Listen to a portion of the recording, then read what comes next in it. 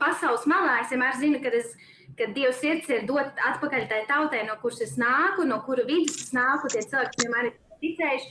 Un man sirdī, mūsu abu sirdīs, kā latviešu patriotēm, vienmēr ir bijis dot atpakaļ šo vēstu, ko mēs esam uzzinājuši, un tās atklāsmes, ko Dievs mums ir atklājis par Bībeles panīku, tieši saistās ar Izraēlu. Tā kā mīļi sveicinu no sevis, ticu, ka tas būs īstenīgs laiks, un jā, vārds Danai. Jā, labvakar vēlreiz, prieks redzēt tos, ko es pazīstu, prieks redzēt arī tos, ko es nepazīstu. Paldies, ka atsaucāties, un tā kā Rebeka teica, šis mums ir pirmais tāds iznāciens, ja tā var teikt. Es dzīvoju Izrēlā 11 gadus, un praktiski gandrīz no pirmās dienas es pazīstu Ornu. Orna ir mana ilglaicīga draudzene, viņa ir šeit, es nezinu, kā to saka, speakere. Runātāja, viņa runā sludinātāji, un viņa māca Dievu vārdu. Viņa pat ļoti pēta Dievu vārdu, un es esmu šajos gados, kopš esmu šeit, es esmu ļoti daudz no viņas mācījusies. Un kā Rebeka teica, tās ir tās lietas, ar ko mēs gribam dalīties ar jums, jo mums liekas, ka vismaz man esot šeit pavērās uz dažām lietām, kas ir Bībelē, pavērās cita, varbūt perspektīva vai cita dziļāka izpratne. Un tā kā mēs ar prieku šovakar ar to dalīsimies ar jums, Orna vēlāk iepazīstinās sev pat mazliet vairāk. Un tagad tehniski norādījumi. Tā, lai mums viss plūstu ļoti, kā saka, labi, un lai viss būtu organizēti, un lai mēs varētu tikt caur tai lietai, ko Dievs ir uzlicis uz Ornas sirds. Jā, tātad mēs vēlētos atgādināt, ka jautājumus, kas jums rodas semināru laikā, droši varam rakstīt tātad šajā chat box, jeb tajā tērzētavā, kas ir pieejams Zoomā. Jautājums varam rakstīt latviski, mēs iztulkosim priekš spīkeres, un tad beigās salasīsim, paskatīsimies, cik mums tas laiks būs atvēlēts šai daļai, bet tā daļa plānojas būt, tā kā droši aicinām rakstīt tos jautājumus, un tajā tērzētavā ir chatbox. Par tehniskajām lietām aicinām visus uzlikt, tātad noklusināt savus mikrofonus, tā lai netraucē. Un tie, kas, protams, vēlās, priecāsimies, ja atvērsiet savas kameras, lai mēs varam visi kopā būt šajā seminārē, klausīties un būt virtuāli kopā no Jeruzālemes.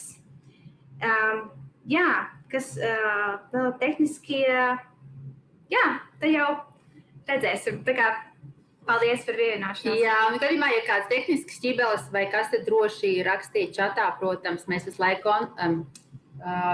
skatīsimies, ja pēkšņi, es nezinu, varbūt kaut kas nedzird vai neredz, vai kaut kas notiek, tā kā droši nekautrēties dot mums ziņu, lai viss norit raiti. Jā, paldies jums un slavu debes tēvam un dosim vārdu Ornai. Jā, un es tulkošu. Orna runās angliski, tā kā tie, kas saprot angliski, varēs klausīties oriģināli, un es tulkošu. Tā kā, please, Orna, would you like to introduce yourself? Yes, I will. Okay. Yes, I do. Shalom. Shalom, good evening from Jerusalem, the heart of Jerusalem. This is where we're sitting now, sorry. So I need to translate you. Shalom, labvakar no Jeruzālemes sirds. Tas ir tur, kur mēs pašlaik atrodamies. I don't know what was said about me. Es nezinu, ko īsti lai es saku par sevi. Can I guess? But welcome to this meeting. Thank you for taking the time. Bet laipni lūgti uz šodienas tikšanos un paldies, ka jūs esat izdalījuši laiku tam. Maybe you want to share your testimony? Yes, I will.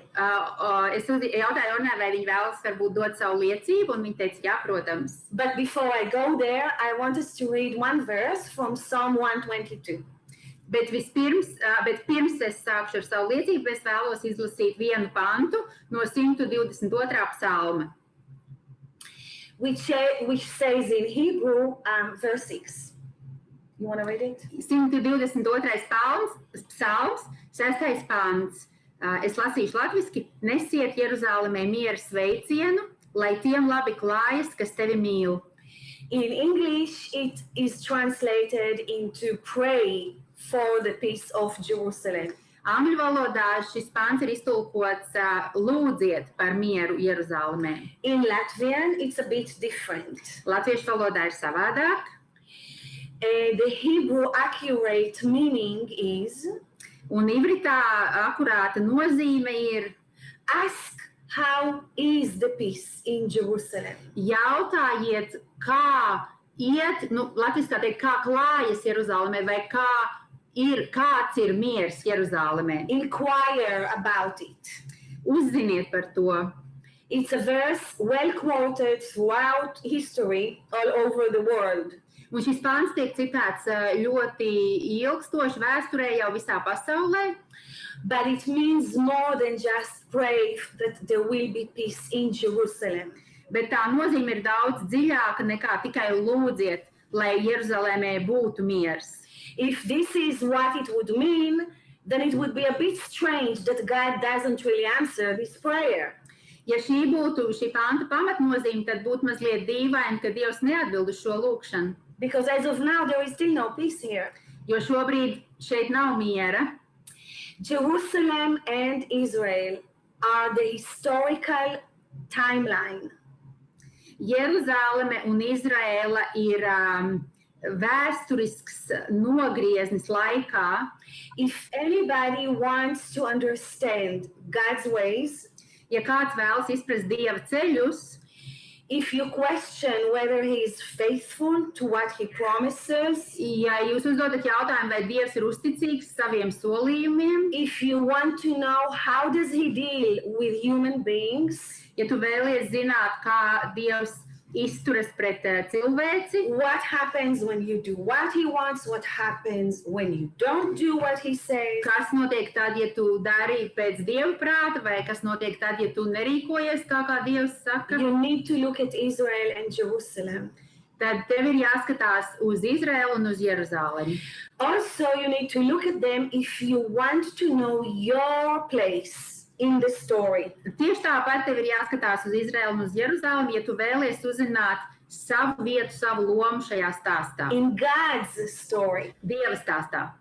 Because you see, the place of Gentiles in God's story Jo pagāniem pagānu vieta Dieva stāstā doesn't start when we, the Jews, rebelled and rejected him. It doesn't start there. Nesākas tad, kad mēs, jūdi, sacēlāmies un aizliedzām viņu. Many people think that God had a plan for the Jews. Daudz cilvēku domā, ka Dievam bija plāns jūdiem. We messed it up. Mēs to sabojājām. And so he came up with plan B and turned to the Gentile church. Un Dievs radīja tā kā B plānu un pagānu kristiešu draudzēm. That's a wrong reading of his plan. Tā ir nepareiza Dieva plāna lasīšana. And if you read the story this way, you really lose trust, you lose solidity. Un ja jūs lasat šo stāstu tādā veidā, tad jūs zaudējat uzticību un tādu stabilitāti. How can you know that God will not do to the Gentiles what he did to the Jews if he's done with them? Kā tad mēs varam būt pārliecināti, ka Dievs neizdarīs pagāniem tieši to pašu, ko viņš izdarīja jūdiem, ja viņš ir tā kā beidzis visu savu darbu pie viņiem? The place of Gentiles is there in the story from the beginning. Pagānu vieta Dieva stāstā ir no pašiem pirmsākumiem. It's just that God tells the story through one man. Vienkārši Dievs stāsta šo stāstu caur vienu personu. That starts a family. Kurš sāk ģimeni. One man starts a family. Yeah. This becomes a tribe and a nation. Un tad šī ģimene izaug ciltī un pēc tam pāraug nācijā. The story that God had designed from the beginning of the world. Stāsts, ko Dievs radīja, izveidoja no pašiem pasaules pirmsākumiem. Did not change when Israel went to exile. Viņš neizmainījās tad, kad Izraēli jeb jūdi tika izdzīti. Because the story of humanity is a round story, it's like a bowl. Tāpēc, ka viss cilvēks stāsts ir apaļš, kā bļoda. In the Old Testament, we see one side of the story. Un vecajā derībā mēs redzam šī stāsta vienu pusi. In the New Testament, you see the other side of the same story. Un jaunajā derībā mēs redzam šī paša stāsta otru pusi. If you don't ask how Jerusalem is doing, un ja jūs nejautājat, kā Jeruzālemē klājas, if you don't love her, like this verse says, does it say love her? Yes. Un ja jūs nemīlat, kā šis pants saka, lai tiem labi klājas, kas tevi mīl, you will not only know how to pray for Jerusalem, jūs ne tikai nezināsiet, kā lūgt par Jeruzālemi, you will not know how to pray for yourselves. Bet jūs arī nezināsiet, kā lūgt par sevi. And you will not find your very accurate location spot in the story. Un jūs nevarēsiet atrast savu precīzo vietu šajā stāstā. So I'm going to share with you a little of my story before I go to yours. But Dana, maybe you should pray. Yes, un pirms es iešu jūsu, tā kā pagānu stāstā, es mazliet pastāstīšu par savu stāstu, bet Orna aicināja mani lūgt. Debes Tēvs, es tev pateicos par šo vakaru, es tev pateicos par ikvienu, kas ir atvēlējis laiku, kas ir atnācis, kas ir vēlējies uzzināt vairāk, kas meklē atbildes. Paldies tev, Debes Tēvs, paldies tev, kungs, mēs tev slavējam, mēs tev pielūdzam, un mēs tev aicinām būt par kungu šajā vakarā. Mēs aicinām tev būt par kungu mūsu saprašanā, mūsu domās, visos vārdos, ko Orna teiks. Mēs svētījām Ornu, mēs svētījām arī visus, kas ir sanākuši un atvēruši savas sirds Jēzus vārdā. Amen. Amen. I was born in Israel, grew up in Israel. Es piedzimu un uzaugu Izrēlā. To a Jewish secular family. Sekulārā ebreju ģimenē. In the Israeli education system, un Izraēlas izglītības sistēmā, and generally in the Israeli culture, un arī vispār Izraēlas kultūrā, we know of Yeshua, Jesus. Mēs palielam zinām Ješua, jeb Jēzu. We know that he existed historically. Mēs zinām, ka viņš vēsturiski dzīvoja. But most of us don't even know he was Jewish. Bet lielākā daļa no mums pat nezin, ka viņš bija ebrejs. We definitely don't know that he is the Jewish Messiah. Un pavisam noteikti mēs nezinām, ka viņš ir jūdu mesija. We mock him, we have jokes about him. Mēs ņirgājamies par viņu, jokojam par viņu. So when I finished my army service, all Israelis, it's mandatory, everyone goes to the army. Un visiem jauniešiem Izrēlā ir jādiena armijā, un kad es beidzu savu armijas dienestu. And then we usually want to travel the world for a little while and get away from the tension here. Parasti jaunieši, kad viņi pabeidz armijas dienestu, viņi grib mazliet ceļot, lai tā kā atbrīvotos no saspringuma un mazliet izveidināt galvu. So I traveled to South Africa. Un manā gadījumā es ceļoju uz Dienvidām Āfriku. And I met there a Gentile family. Un tur es satiku pagānu kristiešu ģimeni, that loves Israel very much. Kur mīl Izraelu ļoti very pious.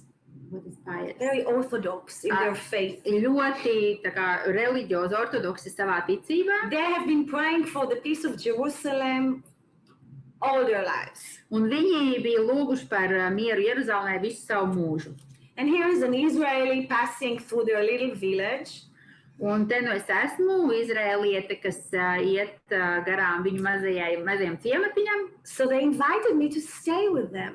Un viņi ielūdz mani paciemoties pie viņiem. They are Gentiles, I'm Jewish. It sounded very weird, but why not? Es esmu jūdiete, viņi ir pagāni, izklausās mazliet dīvaini, bet kāpēc ne? And I was really taken by their lifestyle. Un man patiesi ļoti aizgrāba viņu dzīvesveidu. It provoked my jealousy. Tas manī izraisīja greizsirdību. I saw one day after the other how they ask God questions. Dienu pēc dienas es redzēju, kā viņi uzdod jautājumus Dievam, And he answers. un viņš atbildēja viņiem. It made him alive. Tas padarīja Dievu dzīvu, And to the Jewish mind, God is far away. un jūdu prātam Dievs ir kaut kur ļoti, ļoti tālu projām. You don't have a relationship with him. Pavisam noteikti tev nav attiecība ar Dievu. You need a mediator. Tev ir vajadzīgs starpnieks, And even the mediator doesn't go to God on your behalf. un pat starpnieks neiet pie Dieva tā kā tavā vietā, The mediators, the rabbis, un šie starpnieki ir rabīni. find the answers for your questions in the rabbinical writings, Viņi meklē atbildes uz taviem jautājumiem rabīnu rakstos, not even in the Bible. pat ne Bībelē. So to see people pray, ask questions, Un tādēļ redzēt cilvēkus, kas lūdz un kas uzdod jautājumus Dievam, in daily language, pavisam vienkāršā ikdienišķā valodā, but more than that, to see that God answers, un jo vairāk redzēt, ka Dievs atbild viņiem, blew my mind. tas vienkārši uzspridzināja manu It saprašanu. made me ask some questions. Un tas man lika uzdot jautājumus. And a few weeks later, I think it took me 3 weeks, Un dažas nedēļas, es domāju, kāds apmēram 3 nedēļas vēlāk, from an atheist, no pilnīgas ateistes, I turned into a believer in God's existence. es kļuvu par cilvēku, kas ticēja, ka Dievs eksistē. That didn't make me a believer in Yeshua. Es nekļuvu par Jēzum ticīgo. I needed another revelation for that. Priekš tā man vajadzēja vēl kādu citu And atklāsmi. I did not really want to know if he's the Messiah. Un patiesībā es maz nevēlējos zināt, vai viņš ir Mesija vai But nav. because they were so hospitable, I did it for them. I asked questions. Bet tāpēc, ka šie cilvēki bija ļoti viesmīlīgi, es uzdevu jautājumus viņu dēļ. Es gribēju viņiem tā kā izpatikt. And the night that God answered me, Un tajā naktī, kad Dievs man atbildēja, in such a clear way that I could not ignore that this is truth. tik skaidri un tik saprotam, ka es nespēju vienkārši ignorēt faktu, ka tā ir It patiesība. was not a happy night. Tā nakts nebija diez tik laimīga nakts manā mūžā. Actually, it was a crisis. Patiesībā tā bija liela krīze. I did not know I can keep my Jewishness Es nezināju, ka es varu paturēt savu jūdisko identitāti and believe in Yeshua. un ticēt Ješua, ticēt Jēzum. And if I'm not Jewish, then how can I go back to Israel? Un ja es neesmu vairs jūdiet, kā es varu vispār atgriezties atpakaļ uz Izraēlu? Who will let me in the airport? Kurš man lidostā ļaus ieiet valstī? Of course, they will now see that I'm not Jewish, Viņi tagad redzēs, ka es vairs neesmu and then I'll be jūdiete, homeless, un es būšu bezpajumtniece, nationless. bez nācijas. That's how confident I was that you can't be both a Jewish and a believer in Yeshua. Es biju tik ļoti pārliecināta, ka es nevaru būt jūdiete un es nevaru ticēt Jēzum te pašā Although laikā. logically it made no sense. Lai arī loģiski, tā kā es nevarēju, to loģiski es to nevarēju izprast. Unless I say that I believe in him, how can people know? Ja es nevienam nesaku, ka es ticu Jēzum, kā gan kāds to varētu uzzināt. The fear that took over my mind and my feelings Bet bailes, kas pārņēma manu prātu un manas jūtas, kept me wide awake that night. turēja mani, es nevarēju iemigt tam dēļ tajā naktī. Because Yeshua is perceived as the enemy of the Jewish people. Jo Jēzus tiek uzskatīts par jūdu cilvēku ienaidnieku. In his name, Viņa vārdā more persecution was done to Jews throughout history vairāk vajāšanu tika izvērstas pret jūdu tautu visas vēstures laikā, than in any other name. kā jebkur cita. Tā kā Jēzus vārdā vairāk vajāšana bija pret jūdiem nekā jebkādā citā vārdā. The average Jew in Israel doesn't know Ikdienišķs jūds, ikdienišķs ebrejs Izrēlā, that the Crusaders nezina, ka krustneši, Inquisition, inkvizīcijas, Holocaust, Nazis, holokausts un nacisti, they were not true disciples of Yeshua. We don't know that. ka viņi nebija patiesi Jēzus mācekļi, jeb Jēzus sekotāji. Mēs to nezinām. For us, they were Christians. Priekš mums viņi bija kristieši. And they did it in his name. Un viņi darīja visu šīs lietas Jēzus vārdā. So that night, I crossed the lines and joined the ranks of the enemy. Un tajā naktī manā prātā es pārgāju ienaidnieku frontē. My father was a Holocaust survivor. Mans tētis bija holokaustā izdzīvojušais.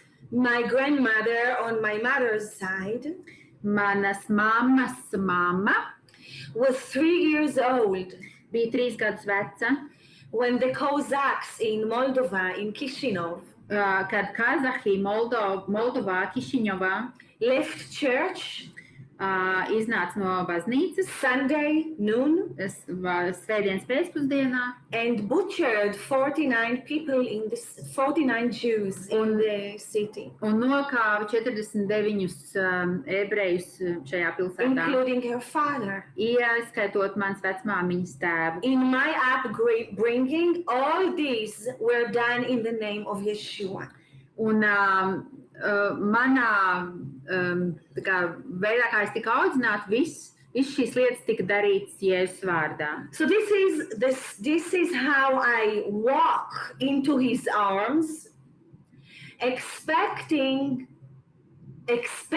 to look at him as the lover of my soul. I walk into a relationship with Yeshua, who, everyone around me expects me to look at him as the lover of my soul. Un ik viens apkārt tagad vēlējās redzēt viņu, ka viņš ir manas dvēseles mīļotais. And I needed to wrestle with this because there were so many lies in me about who he is. Bet man bija patiešām ar to jācīnās, jo manī bija tik ļoti daudz melu par to, kas viņš patiesībā ir. I started seeing who he really is. Es patiesi sāku redzēt, kas viņš ir. Through this Gentile family.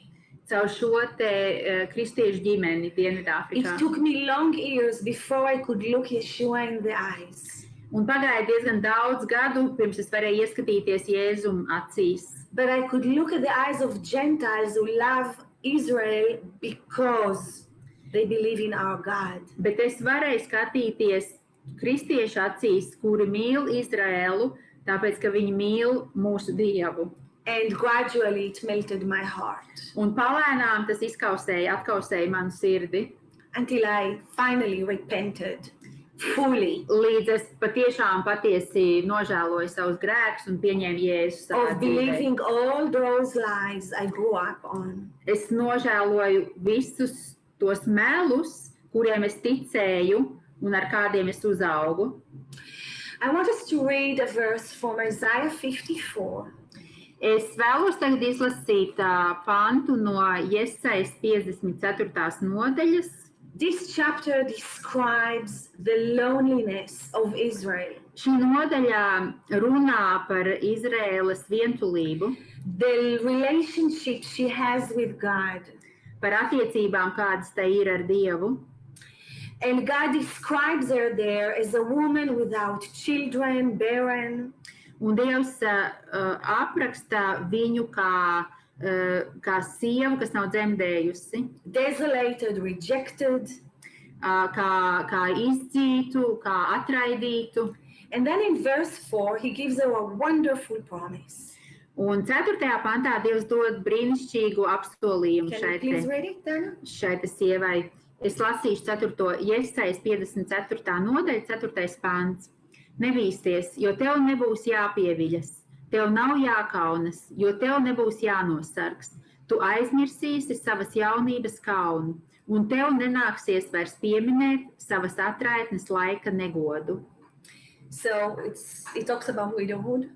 Yes. Yeah, it's a widow. Yeah, so latviski arī mēs šī pantā ir vārds atraitne. Israel is a widow. Izraela ir atraitne. Not because she doesn't have a husband. Ne tāpēc, ka viņai nav vīra. A widow in the Old Testament describes Vecajā derībā atraitne ir aprakstīta kā women whose husbands died. Kā sieviete, kuras vīrs ir miris. But not only that. Bet ne tikai. The term refers also to other situations. Šis termins attiecas arī uz citām situācijām. And one of them is Israel. Un viena no tām ir Izraela. Not because her husband doesn't exist. Ne tāpēc, ka viņai nav vīra vai viņš neeksistē. But because she does not rely on him. Bet tāpēc, ka viņa nevar paļauties uz She viņu. doesn't have a relationship with him. Viņai nav attiecību ar viņu. She doesn't let him manage her whereabouts. What is whereabouts? Viņa neļauj viņam. She's not even aware. She doesn't Viņa neļauj viņam. let her manage her. Neļauj viņam darboties viņas dzīvē. She's not even aware she's a widow. Viņa pat neapzinās, ka viņa ir atraitne. And it's mostly because God is hiding his face from Israel. Un tas pa lielam ir tāpēc, ka Dievs ir paslēpis savu seju no Izraēlas. There are two main terms I wanted to introduce to you through this lecture. Ir divi termini, ar kuriem es jūs gribu iepazīstināt šīs lekcijas laikā. One is the widowhood of Israel. Viens no tiem ir Izraēlas atraitnība. And the other one is called hidden faces. Un otrs ir paslēptās, jeb apslēptās sejas. In Hebrew, it's plural. Ivritā sejas ir lietots daudzskaitlī. The rabbis say that the rabbis divide the spiritual history of Israel Rabīni atdala Izraēlas garīgo vēsturi to three main seasons, periods. Viņi sadala šo te garīgo vēsturi trīs sezonās. The first one is Genesis all the way to Malachi. So we have the Old Testament. Pirmais periods ir no pirmās Mūzes grāmatas līdz Malahija grāmatas, tātad visa vecā derība. The third one is when the Messiah will come until eternity. Trešais ir, kad Mesija atnāks līdz mūžībai. In the middle, between Malachi and the coming of the Messiah, Un pa vidu starp Malahijas grāmatu un Mesijas atnākšanu, which in Judaism has not come yet. We're not talking about Yeshua in Jewish perception. Jā, un jūdu tajā skatījumā mēs nerunājam par Jēzu, ja? Tātad viņu skatījumā Mesija vēl nav atnācis. It is called hidden faces. Tātad šis te vidējais posms tiek saukts apslēptās sejas. And they say that during the Holocaust Un viņi saka, ka holokausta laikā was one long night tā bija viena gara nakts, that lasted 6 years. kas ilga 6 gadus. And in that one long night, God's faces were not seen at all. Un šajā garajā naktī Dieva sejas nebija redzams vispār, absolūti nemaz. But not only the rabbis use this term. Bet ne tikai rabīni lieto šo terminu, It's very biblical. tas ir ļoti biblisks. And in order for you to understand your place in God's story, Un lai jūs saprastu savu vietu Dieva stāstā, this term needs to be very clear. šim jēdzienam ir jābūt pavisam skaidram un izprotamam. So we're going to look through some examples both in the Old and the New Testament. Un mēs apskatīsim dažus piemērus gan vecajā, gan jaunajā derībā. Actually, this truth about the hidden faces Patiesība par apslēptām is also hidden from people who don't read the Bible in Hebrew. ir apslēpta arī cilvēkiem, kas nevar lasīt Bībeli ivritā. Because in most languages, the term is mistranslated. Jo lielākajā daļā valodu šis te jēdziens ir nepareizi iztulkots. Dana, Rebecca, and I went through these verses and saw that in Latvian, it's not as hidden, surprisingly. Jā, un mēs gājām cauri šīm te rakstvietām un par pārsteigumu, par patīkamu pārsteigumu mums mēs redzējām, ka latviski šis termins nav tik ļoti apslēpts. But we'll start going through some of them because I want to build for us picture to look at. Bet mēs apskatīsim šos te pantus, jo es vēlos izveidot tādu skaidru bildi, lai mēs varētu to redzēt kopumā. The first one is in Exodus 32. Jā. Pirmā rakstvieta, ko mēs skatīsimies, ir 2. mūzus grāmata 32. Vers. Nevis pāns, bet... 33. Piedošana. 2. mūzus grāmata 32. nodaļa. This story takes place after Aaron built the golden calf. Tātad šis stāsts notiek laikā pēc tam, kad Ārons uzbūvēja zelta teļu. God is so angry with the people. Dievs ir ļoti dusmīgs uz cilvēkiem. So he makes it very clear to Moses. Un viņš dara pavisam skaidri saprotam Mūzum, that he is not going to be the one that will bring them to the promised land. Ka Dievs nevedīs viņus respektīvi, ka Dievs nebūs tas, kas ies līdz viņiem ceļā uz apsolīto zemi. Can you read verse 33, please? Jā, 33? כן. 34, אוקיי. רגע, אולי כתבתי. Tātad 2. mūzus 32. What did you mark? Maybe, 34. So maybe it's a different number in... תגיד לי רגע מה זה אומר. Yeah. Lech and go and lead can... Yeah, that's the one. Okay. So, latviešu valodā tā ir 2. mūzus grāmata 32. nodaļa, 34. pāns.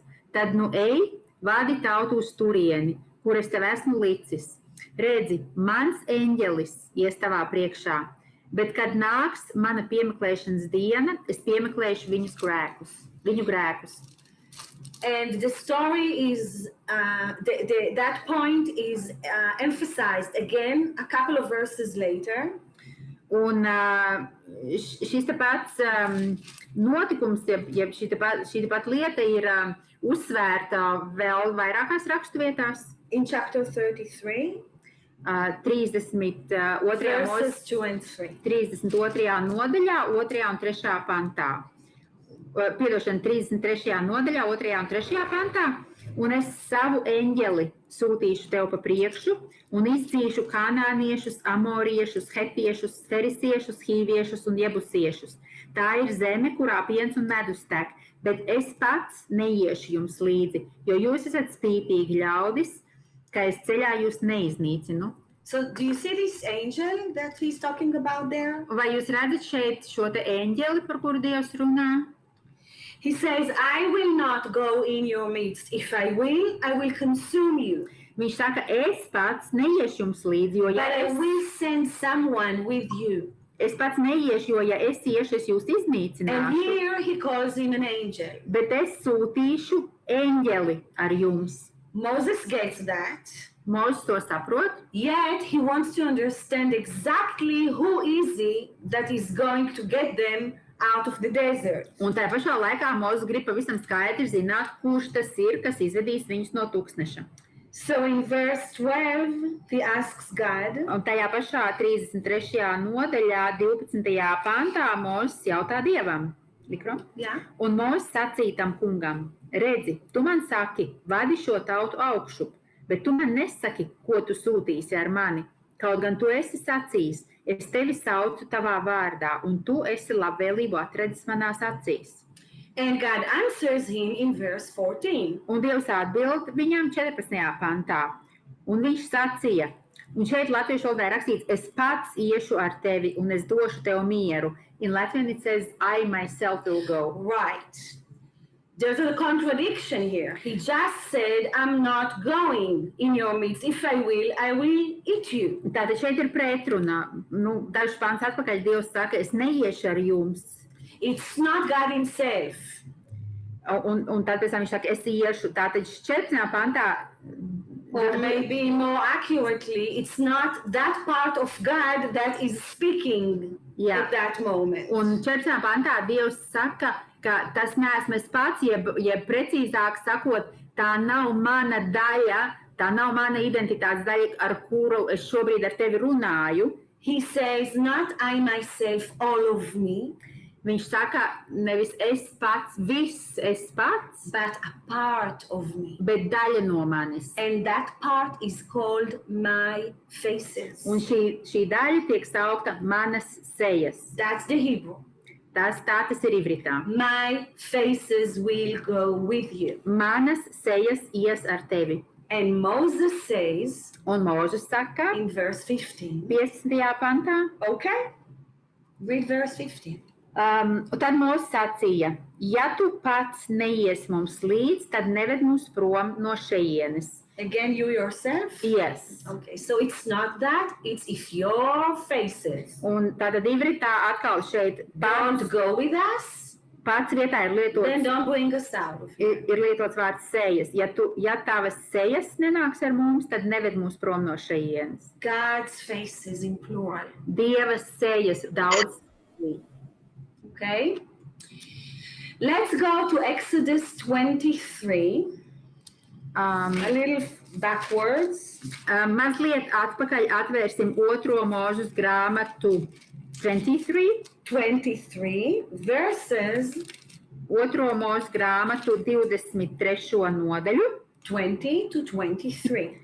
20. līdz 23. pantu. Please look for this angel.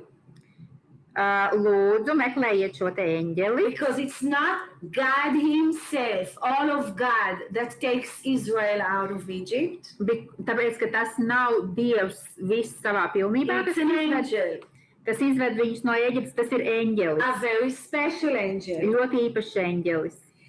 And in this little portion that Dana is going to read, un šajos pantos, ko Dana tūlīt pat izlasīs, God makes it very clear how we need to treat him.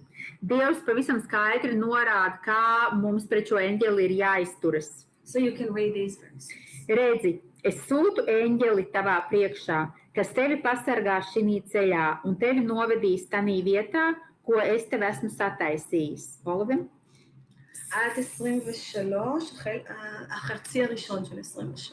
Okay. Sargies viņa priekšā, klausi tā balsī un nesacelies pret viņu, jo viņš tavus pārkāpumus piedos, jo mans vārds mājo viņā. Bet ja tu klausīsi viņa balsī un darīsi visu, ko es teikšu, tad es būšu ienaidnieks taviem ienaidniekiem un pretinieks taviem pretiniekiem.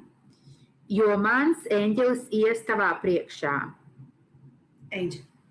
Yeah. And I want you to pay special attention to one instruction specifically. Un es gribu īpašu uzmanību pievērst vienam konkrētam norādījumam. The word that says not to provoke him or rebel against him. Jā, not to rebel. Tā 21. pāntā, kur viņš saka nesacelies. Has a very multi-layered meaning. Un ivritā šim vārdam ir daudzslāņaina nozīme. It means don't provoke.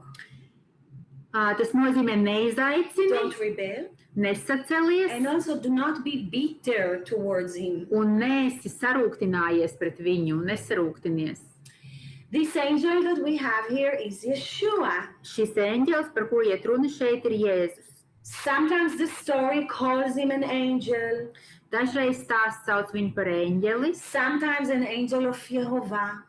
Dažreiz par Jehovas eņģeli. Sometimes the angel of God.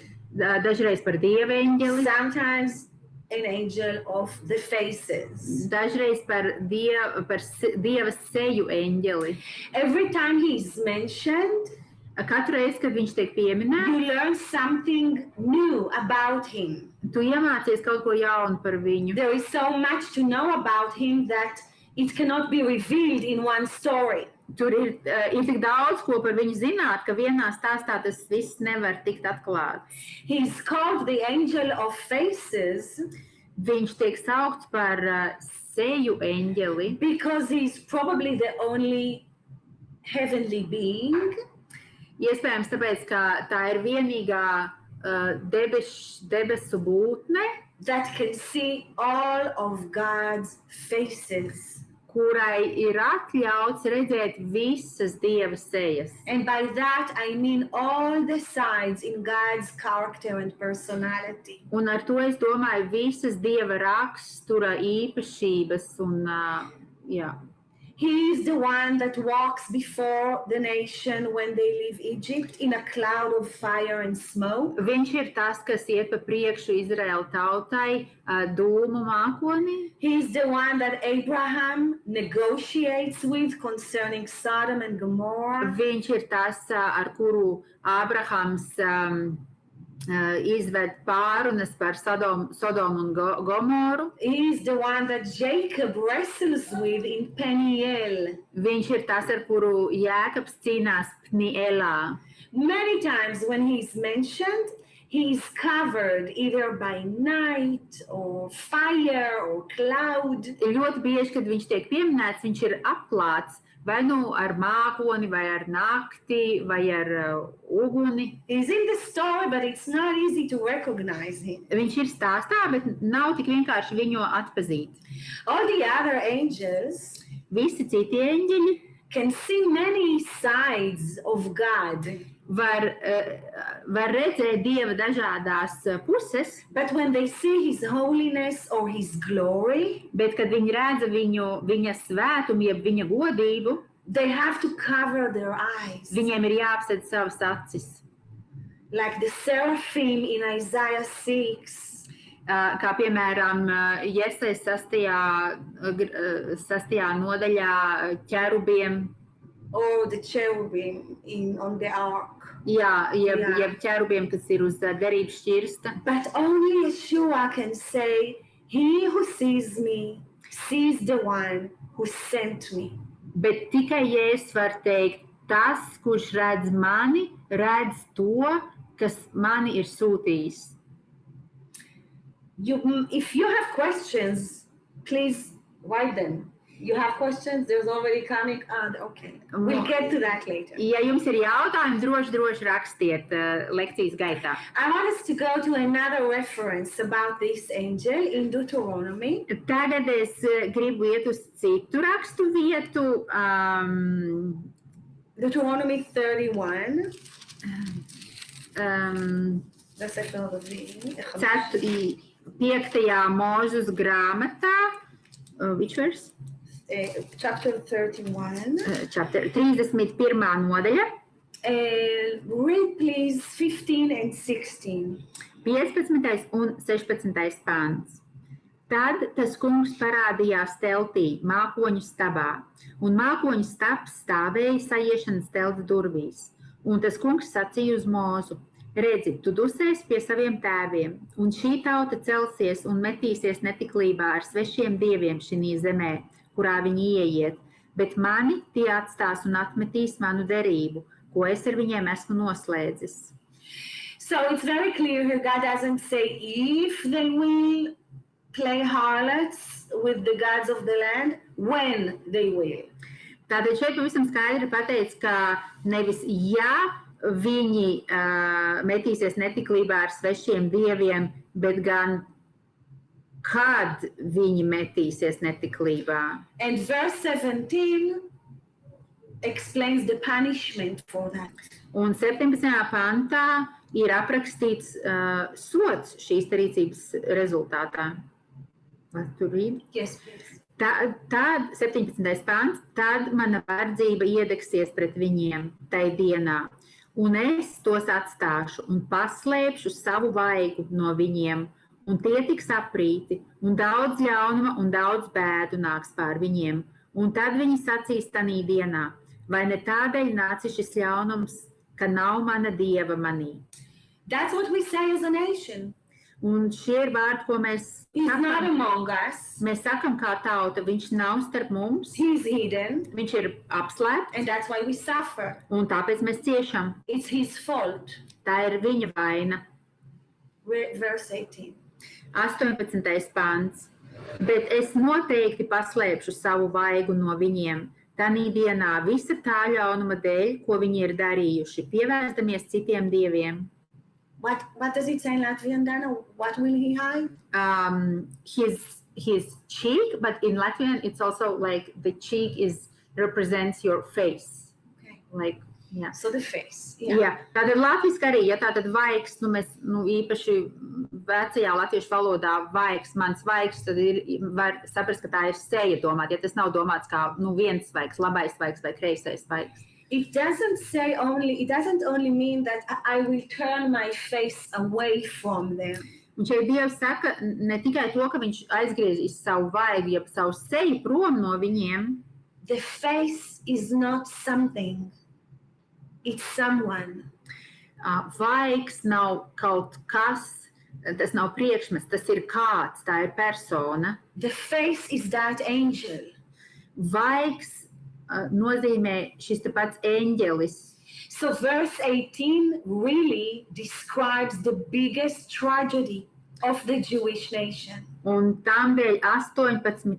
pantā ir aprakstīta lielākā jūdu tautas traģēdija. Because even before we entered the land, tāpēc, ka pat pirms mēs ienācām apsolītajā zemē, we worshipped idols, the idols of Moab and Midian. Mēs slavējām citas dievības, Moabu un Midiānu dievības. And when you read the next books, Joshua and Judges, un kad jūs lasat nākamās grāmatas, piemēram, Jozos grāmata vai Soģu grāmatu, the angel starts disappearing from the story. Var redzēt, ka šis te eņģelis sāk pazust no stāsta. And the deeper you get into prophets and kings, un jo vairāk un jo dziļāk mēs lasām praviešos un ķēniņu grāmatās, viņš vispār nekur nav redzams. He is well hidden from the nation. Viņš ir ļoti dziļi apslēpts no tautas. Here and there, some people see him, but that's an individual encounter. Šur un tur daži cilvēki redz viņu, bet tas ir vairāk individuāli nekā nācijas līmenī. Not on a national level. Ne nācijas līmenī. Which made Isaiah say something really interesting about him. Un tas lika Iesajam teikt kaut ko ļoti interesantu par šo eņģeli. Let's go to chapter 63. Tātad atvērsim Iesajas 63. nodaļu. This is a messianic chapter. Šis ir tā saucamais mesiāniskā nodaļa. It describes the coming Messiah. Tā apraksta Mesijas atnākšanu. And his relationship with Israel. Un viņa attiecības ar Izraēlu. In verse 9 that you're going to read in a second. 9. pantā, ko tūdaļ lasīsim. You know what, read it. Ok, es lasīšu. Tātad Iesajas 63, 9. pants. Visās viņu bēdās viņš bija ar tiem, un viņa vaiga eņģelis tos izglāba. Savā mīlestībā un centienos viņus taupīt, viņš tos izglāba. Viņš tos atbalstīja un nesa uz savām rokām jau kopš seniem laikiem. How is he called? The angel of his cheek or of his faces. So it's the angel of the faces. Yeah. Tātad šis ir tas pats termiņš, tātad viņa seju, jeb viņa vaiga eņģelis. And he's described here as the savior and the redeemer. Un viņš ir aprakstīts kā glābējs, kā izpircējs. It's very clear who he is. Tas pavisam skaidrs, kas viņš ir. Now look at what we did as a nation. Un tad paskatieties uz to, ko mēs kā tauta izdarījām 10. pantā. Bet tie bija nepaklausīgi un apkaitināja viņa svēto garu. Tādēļ viņš kļuva tiem par ienaidnieku un karoja pret viņu. We rebelled. Mēs sacēlāmies. Here is again that word that we saw in Exodus 23. Šeit ir ivritā lietots tas pats vārds, kas bija 2. Mūžas grāmatā 22. nodaļā. Exactly what God said don't do with this angel. Tieši tas, ko Dievs teica, ko nedarīt, ja kā neizturēties pret šo eņģeli, Don't rebel. nesacelieties pret viņu, Don't provoke him.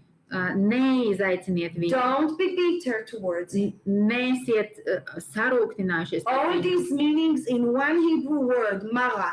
Visas šīs 3 nozīmes tiek ietverts vienā ivrita vārdā mara. We did exactly that. Mēs tieši to izdarījām. And the outcome, Un rezultāts, he became our enemy. viņš kļuva mūsu ienaidnieks. Remember in my story, I saw him as the enemy. Atcerieties manā stāstā, es arī viņu redzēju kā ienaidnieku. The night I got saved Tajā naktī, kad es tiku izglābta, was a crisis for me tā bija krīze man, because I joined the ranks of the enemy. jo es pievienojos ienaidnieka armijai. This describes the history of the Jewish nation with God. Šie panti apraksta jūdu tautas vēsturi ar Dievu. And it certainly breaks my heart. Un tas- Every time I look at it. Un katru reizi, kad es uz to skatos, tas salauž manu sirdi. Now, of course, among the Jewish people, Protams, starp ebrejiem, starp jūdiem, there is a growing number aizvien vairāk pieaug tas cipars of people who don't see him anymore as the enemy. To cilvēku, kas vairs neredz viņu kā We ienaidnieku. believe he's the Jewish Messiah. Tie cilvēki, kas tic We viņam, ka viņš believe ir he's the lover of our soul. jūdu mesija, ka mēs ticam, ka viņš ir mūsu dvēseles mīļotais. And the numbers are growing, thank God. Un paldies Dievam, šis te skaits pieaug, But it's still a little minority. bet joprojām mēs esam mazākumā.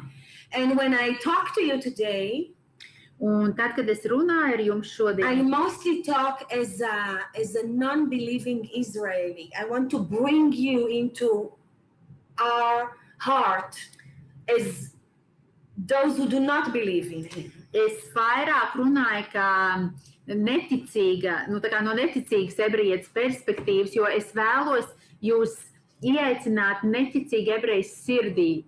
I want to draw you into the heart of the widow Es vēlos jūs ieaicināt šīs te atraitnes sirdī, that doesn't see her husband, kas neredz savu vīru, doesn't even believe he's around.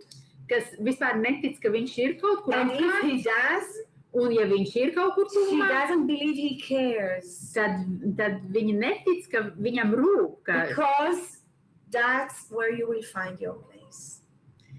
Un tas ir tāpēc, ka šī ir tā vieta, kur jūs, kā pagānu kristieši, jūs atradīsiet savu vietu. Let me explain you how does it look like to be a national widow.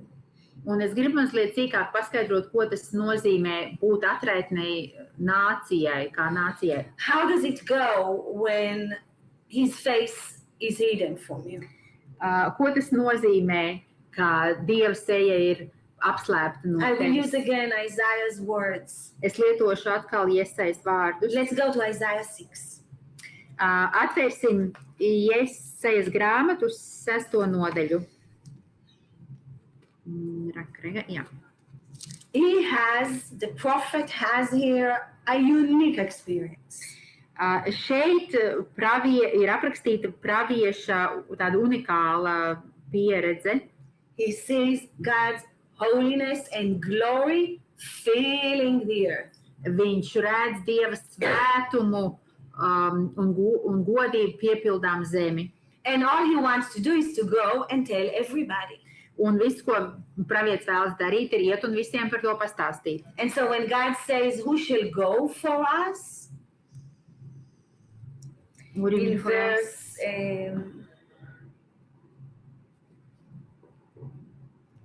8. Okay. Un kad Dievs saka, ko lai es sūtu, He says, here I am, send me. Jēzus saka, es esmu šeit, sūti mani. I want to do that. Es vēlos to darīt. He did not see what was coming.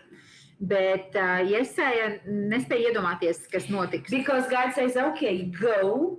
Jo Dievs saka, labi, ej. But you are not going to tell them about my glory. Bet tu nedrīkstēsi viņiem stāstīt par manu godību. You are going to prophesy the hidden faces to them.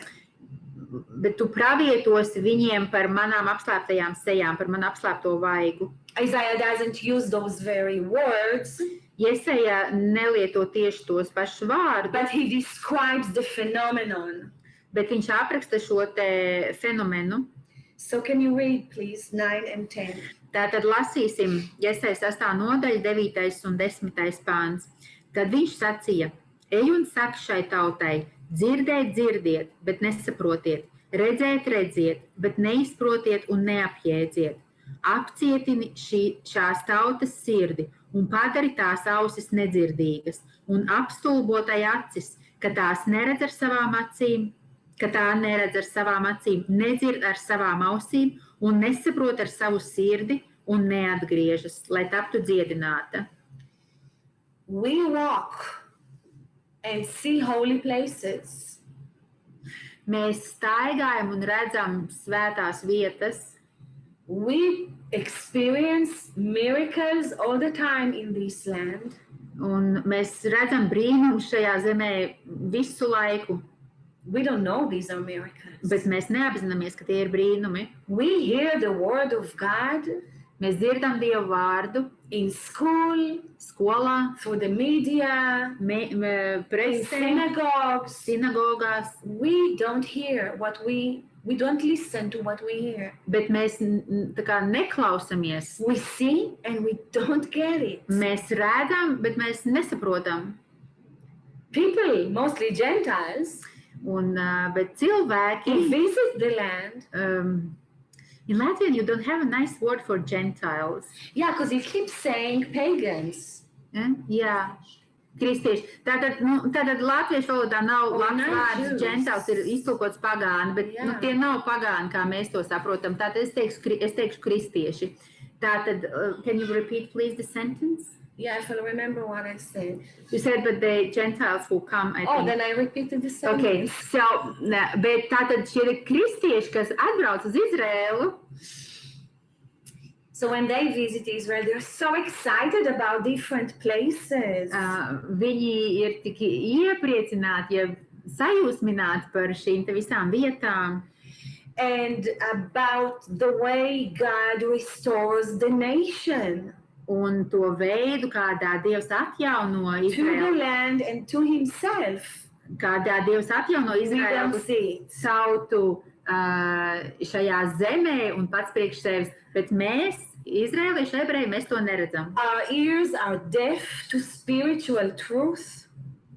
Mūsu ausis ir kurlas garīgajai patiesībai. Our heart is surrounded with fat. Mūsu sirdis ir aptaukojušās.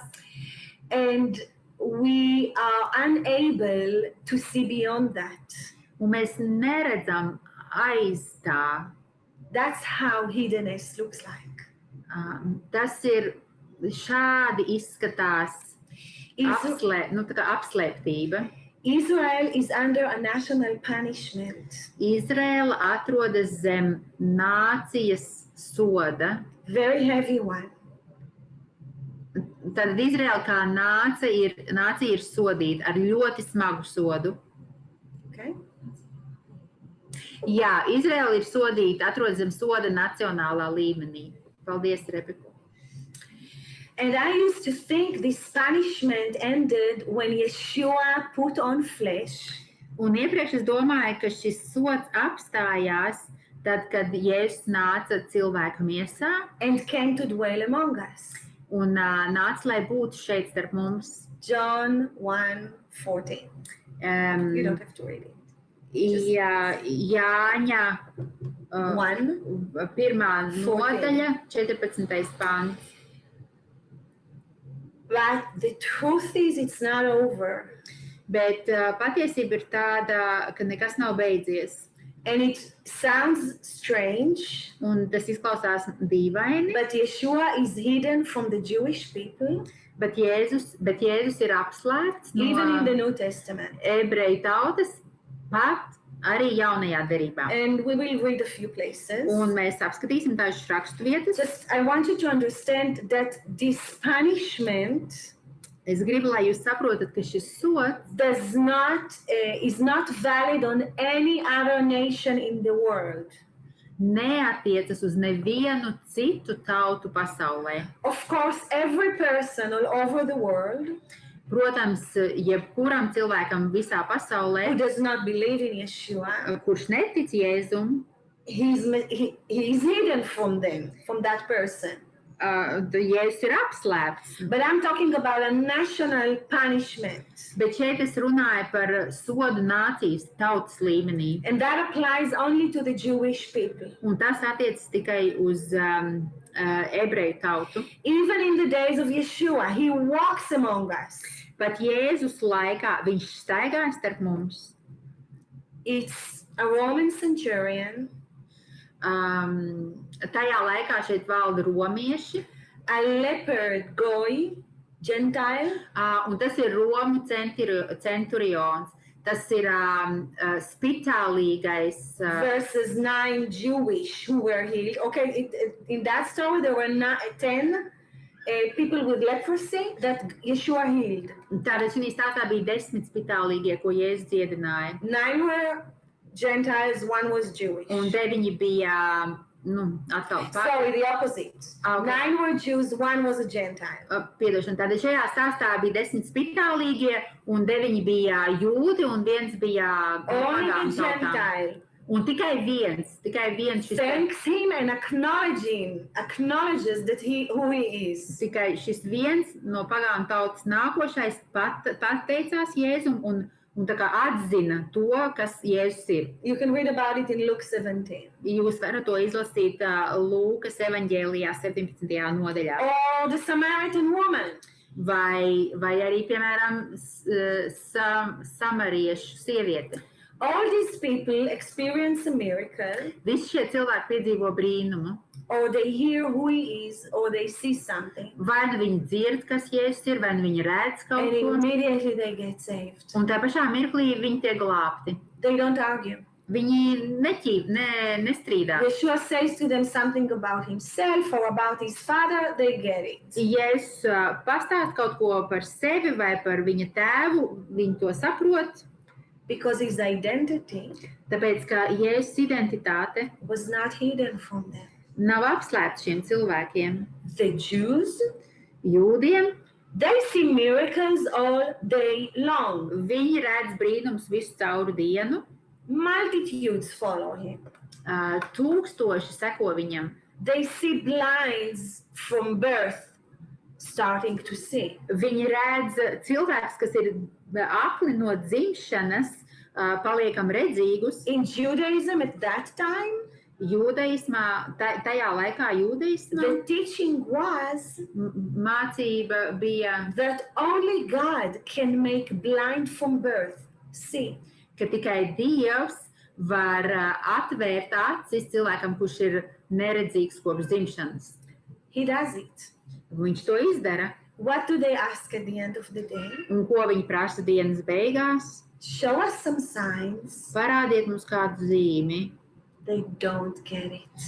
Restīvi parādi mums kādu And zīmi. Yeshua constantly rebukes them Viņiem vienkārši nepielec, un for not Jēzus accepting his testimony. visu laiku viņus apsūdz par to, ka viņi nepieņem viņa liecību. He says, you don't recognize who I am. Viņš saka, jūs neatzīstat to, kas es You esmu. don't hear what I'm saying. Jūs nedzirdat to, ko es jums saku. And yet he doesn't come up with clear statements in their face. He Bet- doesn't. Bet tai pašā laikā viņš nepasaka viņiem pavisam skaidri sejā. He takes his pearls of truth Viņš ņem savas patiesības pērles and hides them even deeper. un apslēp vēl dziļāk. One way he does it Viens veids, kā viņš to dara, is through parables. ir ar līdzībām. I always thought that parables were his way to make things clearer, simpler, Es vienmēr domāju, ka līdzības ir Jēzus veids, kā paskaidrot lietas, padarīt tās vieglāk uztveramas. That he was using stories from the lifestyle of fishermen and farmers, and so they can relate to it. Ka viņš lietoja šīs līdzības un stāstus no zvejnieku un lauksaimnieku dzīves, no tā dzīvesveida, kādu viņi dzīvoja. But if you read what he says about his parables, Bet, ja mēs izlasām, ko Jēzus saka par savām you līdzībām, realize that he didn't do it to make things simpler. tu saproti, ka viņš nelietoja līdzības, lai padarītu lietas skaidrākas. Let's take, for example, the parable of the sower. What is sower? שזורע זרעים. Okay. Piemēram, mēs varam paskatīties uz līdzību par sējēju. Let's go to Matthew 13. Atvērsim Mateja 13. nodaļu. אנחנו צריכות לסיים ב-1:30, נכון? כן. והזמן לשאלה. אנחנו ממש בסדר. Matthew 13. Mateja 13. nodaļa. Can you read the second half of verse 10? Mēs lasīsim 10. panta otro daļu. Where the question is? Yeah. You read the whole verse. Okay, mēs lasīsim visu pantu. Un mācekļi piegāja pie viņu un sacīja, kāpēc tu uz tiem runā līdzībās? What does he say? What is his answer? We'll see in a minute. Ko Jēzus atbild? Is he saying I'm doing it so they understand me better? Vai viņš saka, es to daru tāpēc, lai viņi saprastu man labāk? No. Nē. Read 11 to 15. Izlasīsim no 11. līdz 15. pantam, bet viņš atbildēja un tiem sacīja, jums ir dots zināt debesu valstības noslēpumus, bet viņiem tas nav dots, jo kam ir, tam tiks dots, un tam būs pārpilnība. Bet kam nav, tam tiks atņemts arī tas, kas tam ir. Tāpēc es uz tiem runāju līdzībās, jo tie redzēdami neredz un dzirdēdami nedzird un nesaprot. Un pie tiem piepildās pravieša Jesajas vārdi, kas saka, ar ausīm jūs dzirdēsit, bet nesapratīsit. Skatīdamies jūs skatīsieties, bet neredzēsit. It's cool. Yeah, at the sof. Jo šo ļaužu sirdis ir jo šo ļaužu sirds ir apcietināta, un viņu ausis ir nedzirdīgas, un savas acis tie ir aizdarījuši, ka tie ar acīm neredz un ar ausīm nedzird, un sirdī nesaprot un neatgriežas, ka es tos dziedinātu. So you see, he's quoting what we just read in Isaiah 6. Tātad, ja šeit citē tieši to pašu, ko mēs tikko izlasījām Jesajas 6. nodaļā. I don't want them to understand. Negribu, lai viņi saprastu. Worse, I don't want them to repent. Vēl ļaunāk, es nevēlos, lai viņi atgrieztos no saviem Because grēkiem. then I will have to heal them. Jo tad man viņus nāksies dziedināt. And the time for that has not come yet. Un šis laiks, kad tam jānotiek, vēl nav pienācis. Isaiah in chapter 6, Jesaja 6. nodaļā, after God told him, this is what you will tell the people, pēc tam, kad Dievs norādīja Jesajam, ko tu teiksi cilvēkiem, cries to God, viņš sauc uz Dievu. until when? Cik ilgi? And then the rest of chapter 6 Un tad atlikušajā 6. is a nodaļā timeline that God gives the prophet. Dievs pravietim dod laika nogriezni, And he tells him what is going to happen to the nation. un viņš izstāsta, kas notiks tautai. Exile. Diaspora. Jā, tad exile, tā kā izdzīšana no svētās no zemes. Desolation. Iznīcība, Disasters. briesmas, Until līdz, a remnant. what is remnant? שארית. מה שנשאר. Līdz atlikums Will come back. atgriezīsies. And then we start being revived. Un tad šī tauta tiks atjaunota. We are living in these days. Un šīs ir dienas, kurās mēs dzīvojam. It started about 150 years ago. Tā sākās apmēram pirms 100 gadiem. For the first time. Tā sākās apmēram pirms 150 gadiem, kad pirmo reizi. For the first time since the Roman exile. Kad pirmo reizi kopš romieši izdzina jūdus no Izraēlas. For the first time in 2000 years or 1900 years. Pirmo reizi 2000 gadu vēsturē. Jews could believe in Yeshua. Jūdi, ebreji varēja sākt ticēt Jēzu. And remain Jewish. Un palikt jūdi. It started in East Europe. Un tas sākās Austrum Eiropā. And alongside that spiritual restoration, un paralēli šai garīgajai atjaunotnei, God started restoring the nation to the land. Dievs sāka atjaunot arī tautu savā zemē. It always goes together.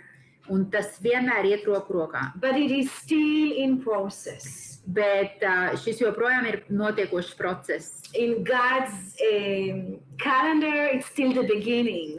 Dieva kalendārā tas joprojām ir vēl tikai sākums.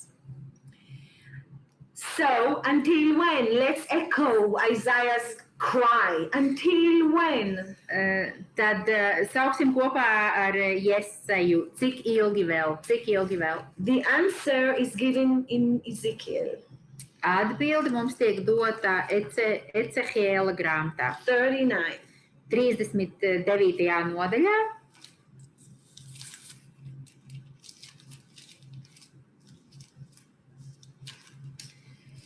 So this chapter,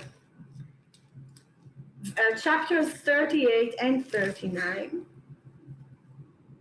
of Ezekiel. Ecehiela grāmatas 38. un 39. nodaļa describe the war of Gog and Magog. Aprakstā Goga un Magoga karu. At the end of times. Kas notiks laiku beigās. Only then you can read these two chapters. Later we're not going to read all of them. Mēs nelasīsim to šobrīd, jūs varat izlasīt vēlāk. But when you read them, you can see a lot of the history of Israel that already took place. Bet, kad jūs lasat tos, jūs varat redzēt vēsturi, kas jau ir piepildījusies. Verses 22 to 29 un 22. un 29. pants summarize it very well. Apkopo to visu. So do you mind reading it? Yes, please. Tātad es lasīšu Ecehiela 39. nodaļa, 22. līdz 29. pants. Bet Izraēla nams atzīs, ka es, tas kungs, esmu viņu dievs. No tās dienas un vēl... Just a minute, Dana. Yes. Did you just read the 22? Yes. So do you see when Israel will know? Tātad that I am their Lord God from that day onward, right? Okay. Is that what it says? Verse 22? Bet Izraēla, ka es tas kungs esmu... Jā, tātad šeit Dievs runā no tā laika, kad Izraēla nams atzīs, ka es tas kungs esmu viņu Dievs. At that war, when God will show up with his glory, tātad šī kara beigās, kad Dievs parādīsies visā savā godībā, then Israel will know that he is Jehovah our God. Tad Izraels zinās, ka viņš ir Jehova viņu Dievs. That's what Israel will know. Tas ir, ko Izraela zinās. Now let's see what will the Gentiles know. Un tagad skatīsimies, ko tautas zinās 23. pantā. Un tautas atzīs, ka Izraēla nams tika aizvests trimdā savu noziegumu dēļ, saņemdams sodu par to, ka tie atkāpās no manis, ka es tāpēc paslēpu savu vaigu no viņiem un tos nodevu viņu ienaidnieku rokā, tā, ka tie visi krita no zobena. Mēs turpinām lasīt līdz 29. Es rīkojos ar viņiem pēc viņu nešķīstības un viņu pārkāpumiem un apslēpu no tiem savu vaigu. Tādēļ tā saka Dievs tas kungs, es atvedīšu Jēkaba cietumniekus un apžēlošos par visu Izraēla namu un būšu nomodā par savu svēto vārdu. Tad tie aizmirsīs savu kaunu un visus savus pārkāpumus, ar ko tie apgrēkojušies pret mani. It īpaši, kad tie atkal savā zemē dzīvo drošībā, un neviens tos neizbiedēs. Kad es tos būšu izvedis no tautu vidus un tos savācis vienkopus no viņu ienaidnieku zemēm un daudzu tautu acu priekšā pret viņiem parādījies kā svētais. Tad tie arī atzīs, ka es esmu tas kungs, viņu dievs, ka es tos gan aizvedu pie citām tautām, bet tagad tos vedu atkal atpakaļ viņu pašu zemē. Un turpmāk neatstāšu svešumā nevienu no tiem. Un es no tiem vairs neslēpšu savu vaigu, jo es izlēju savu garu pār Izraēla namu, saka Dievs tas kungs. Okay, so verses 23 and 24. 23. un 24. pāns. The Gentiles need to understand runā par to, ka tautas atzīs, that I have hidden my faces from Israel. ka es esmu apslēpis savu vaigu no Izraēla. I have hidden Yeshua from Israel. Es esmu apslēpis Jēzu no Izraēla, paslēpis. Verse 25 says, Un 25. pāns I will saka, restore the house of Jacob. ka es atjaunošu Verse Jākaba namu. 26, 26. pāns, they will not remember their reproach, their shame. ka viņi aizmirsīs savu kaunu. Just like we saw Isaiah 54:4 says, Tieši tāpat, kā mēs redzējām, kā Jesejas 54.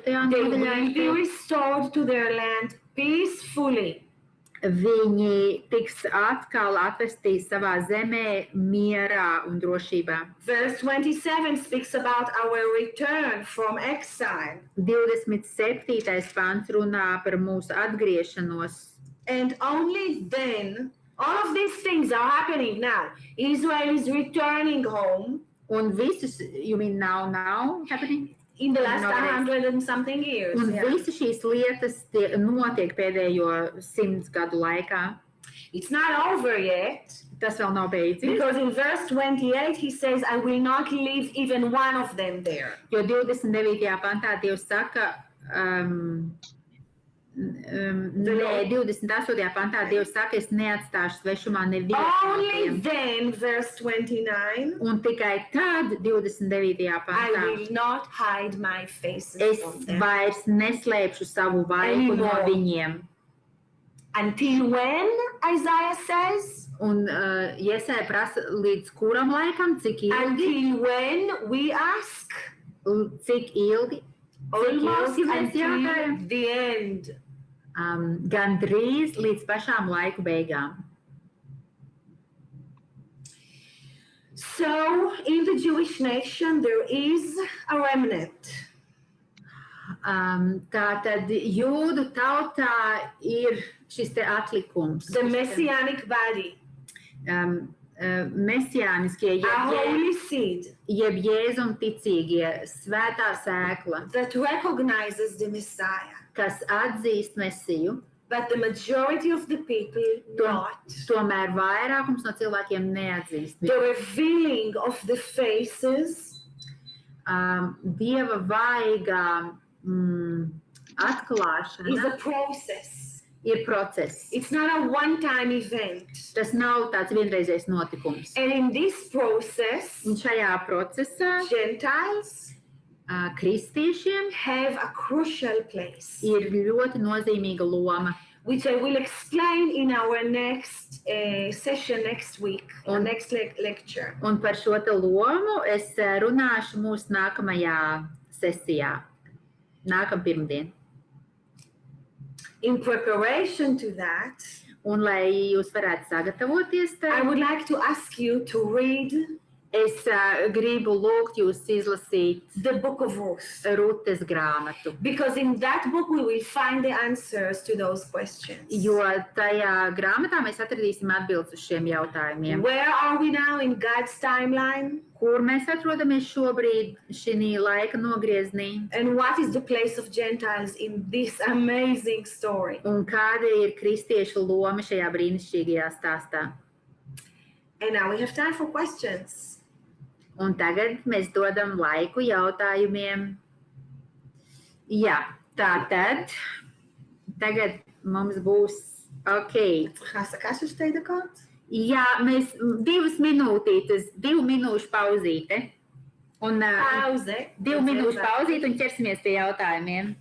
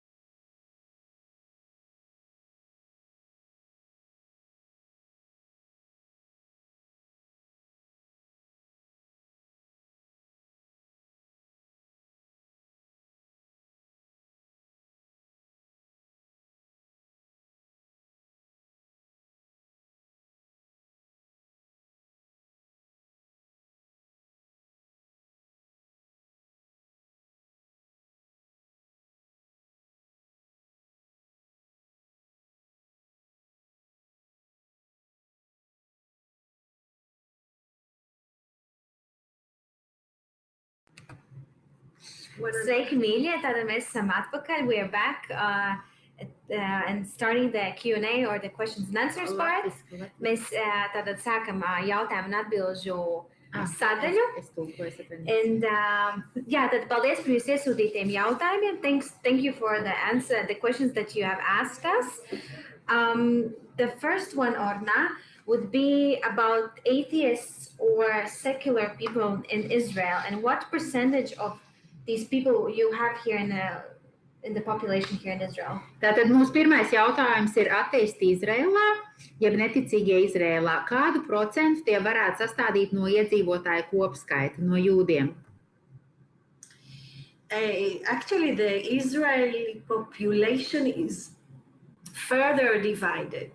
Izraēlas iedzīvotāji ir vēl vairāk sadalīti. Because we also have Israeli Arabs. Tāpēc, ka mums ir arī Izraēlas ārābi. But if you take the Jewish population, Bet, ja mēs skatāmies tikai uz jūdiem, I need to check it actually. I need to check the percentage.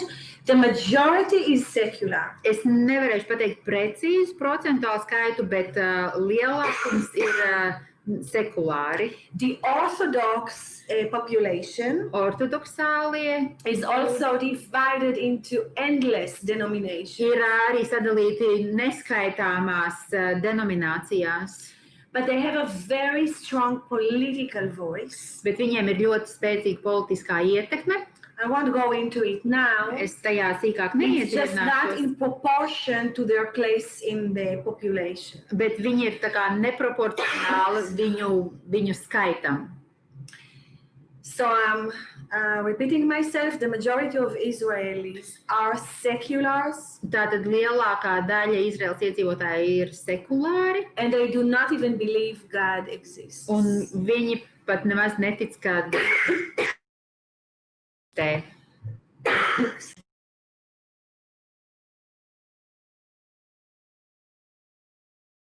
One extra grape.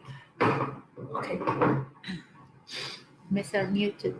No, unmuted. Tātad lielākā daļa Izraels iedzīvotāji pat netic, ka Dievs vispār eksistē. Yeah, so then we have another section of questions, and that would be more focused on messianic believers here in Israel. Nākamā jautājuma grupā fokusējas uz ticīgajiem jeb mesiāniskiem ebrejiem. And here we have a question, are you as messianic Jews persecuted here in Israel? Jautājums, vai jūs mesiāniskie ebreji tiekat vajāti Izrēlā? We're not persecuted to death. Mēs netiekam vajāti līdz nāvei, We're not imprisoned for faith. mēs netiekam ievietot cietumā par savu ticību. Persecution is done usually by the ultra-Orthodox groups. Vajāšanas lielākoties tiek veiktas, jeb izdarītas And they can make life very unpleasant for us. no ortodoksālo ebreju puses, un viņi var mūsu dzīvi padarīt ļoti nepatīkamu. One congregation in the south Piemēram, vienai draudzei dienvidos, suffered for long years. viena draudze dienvidos ilgus gadus cieta, And they would protest outside of the meeting place. tātad ortodoksālie jūdi, viņi rīko protestus, pie Throw mums, eggs and tomatoes into their homes. protestē pie mūsu draudzēm, apsvaidā mājas ar olām Scare the children. un tomātiem biedē And bērnus. because they have a political power, Un tāpēc, ka viņiem ir politiska ietekme, the police and the municipalities are very careful with them. policija un pilsētu pašpārvaldes ļoti uzmanās ar viņiem. Persecution can also come in more personal ways. Vajāšanas var būt arī pavisam personīgas, In the families. ģimenēs. I was the first one in my family who was born again. Es biju pirmā mesiāniskā And it ebreja came with a lot of fear of my family's reaction. manā ģimenē, un man maksājumi, es biju nobijusies, kā mana ģimene reaģēs. Because I thought they may ban me out of the family. Es domāju, ka viņi man var izslēgt no ģimenes loka. It did not happen, but it does happen to many, many believers. Manā gadījumā tas nenotika, bet ar daudziem mesiāniskajiem ticīgajiem tas notiek. We assume Mēs pieņemam, that as the Orthodox gain more and more power, ka kamēr ortodoksālie iegūst aizvien and vairāk, the end draws near, kamēr ortodoksālie iegūst arvien lielāku un lielāku ietekmi un laiku beigas it will tuvojas, escalate. ka tas tā kā pastiprināsies tikai vairāk un vairāk. Yeah, and here there's also a comment like that there's somebody's asking for your comment regarding this assumption that Messianic Jews and Christians is not the same. So maybe you could explain the whole concept, because sometimes maybe it's a bit confusing to understand what is what. Jā, tad šeit mums ir arī komentārs par to, kas ir mesiāniskie jūdi un kristieši, un tas nav viens un tas pats.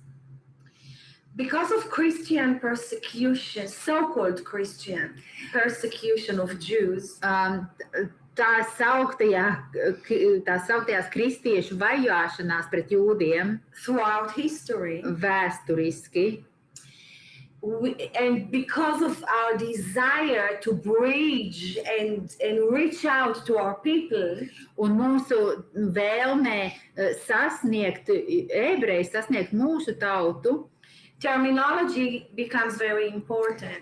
Terminoloģijai ir ļoti liela nozīme.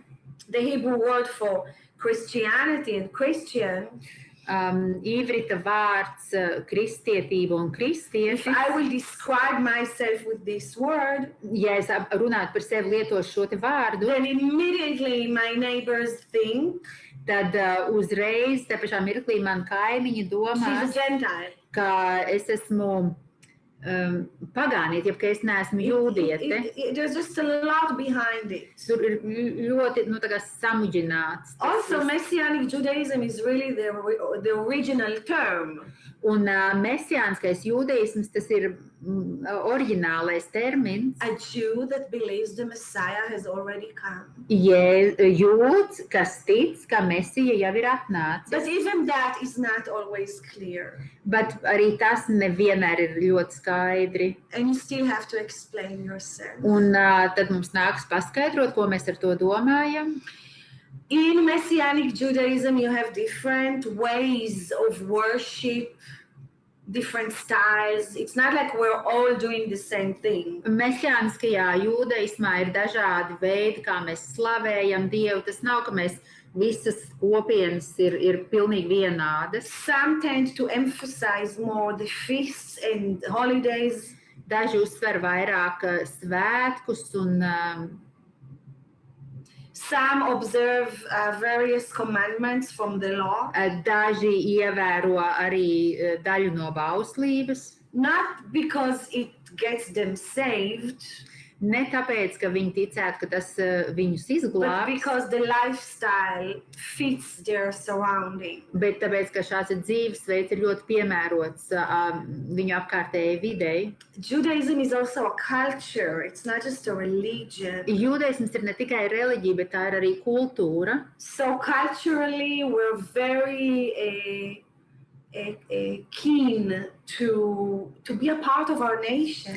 Un tradicionāli mēs ļoti aizrautīgi vēlamies būt daļa no mūsu tautas. It's important for us that the nation will understand we are worshiping the God of Israel. Un mums ir ļoti svarīgi, ka pārējā tautas daļa saprot, ka mesijāniskie ebreji slavē Izraēla Dievu, That we're going back to our roots. ka mēs atgriežamies pie savām saknēm, That we did not convert into another religion. ka mēs neesam konvertējušies citā reliģijā, That the Old Testament is full of prophecies about the Messiah. ka vecā derība ir pilna ar pravietojumiem par Mesiju, And that the New Testament records how it was fulfilled. un ka jaunajā derībā ir pierakstīts, kā šīs te pravietojumi tika And piepildīti what is coming next. un kas notiks tālāk.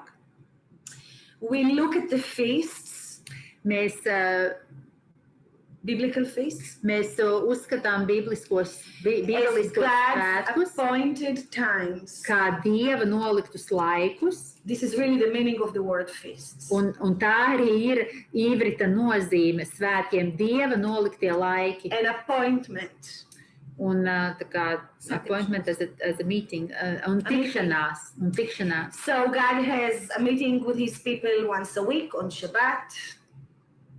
Tātad Dievs satiekas ar saviem ļaudīm vienreiz nedēļā, Once a month on the beginning of each month. tas notiek sabatā, vienreiz mēnesī, Where you're commanded to blow the mēneša trumpet. sākumā, kad ir tā kā Dievs liek pūst tauris, jeb šofāris, And then throughout the year.